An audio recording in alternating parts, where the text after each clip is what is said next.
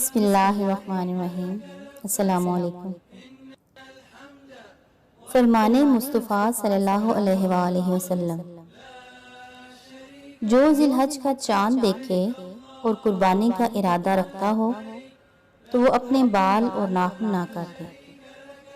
جامع ترمذی حدیث نمبر 1523۔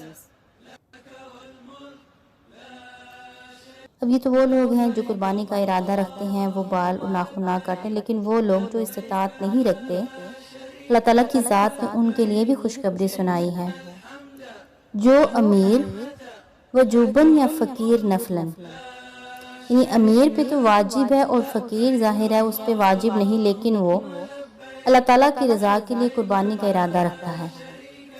جو امیر وجوباً یا فقیر نفلاً قربانی کا ارادہ کرے، وہ ذی الحج کرام کا چاند دیکھنے سے قربانی کرنے تک ناخن، بال اور اپنے بدن کی مردار کھال وغیرہ نہ کاٹے، نہ کٹوائے، تاکہ حاجیوں سے قدرے تھوڑی مشابہت ہو جائے کہ وہ لوگ احرام میں حجامت نہیں کرا سکتے، اور تاکہ قربانی ہر بال ناخن کے لیے جہنم سے آزادی کا فدیہ بن جائے۔ یہ حکم استحبابی ہے، وجوبی نہیں، یعنی واجب نہیں، فرض نہیں، لیکن مستحب ہے، پسندیدہ ہے۔ حتی الامکان مستحب پر بھی عمل کرنا چاہیے۔ البتہ کسی نے بال یا ناخن کاٹ لیے تو گناہ بھی نہیں، اور ایسا کرنے سے قربانی میں خلل بھی نہیں آتا، قربانی درست ہو جاتی ہے۔ لہٰذا قربانی والے کا حجامت نہ کروانا بہتر ہے، لازم نہیں۔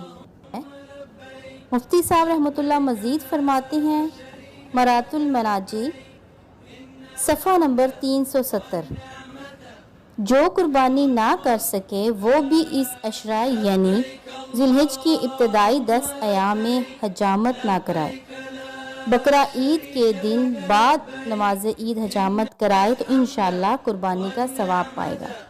یعنی وہ لوگ بھی جو قربانی کی استطاعت نہیں رکھتے، اگر وہ اپنے بال اور ناخن نہیں کاٹتے تو اللہ تعالیٰ کی ذات انہیں بھی قربانی کا ثواب دیتی ہے۔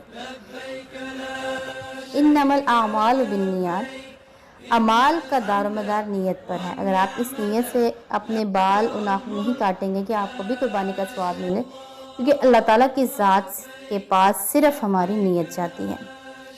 اللہ تعالیٰ کی ذات آپ کو اور مجھے ان تمام باتوں پر جو میں نے کہی عمل کرنے کی توفیق عطا فرمائے۔ اس کو صدقہ جاریہ سمجھ کے دوسروں کے ساتھ ضرور شیئر کیجیے گا۔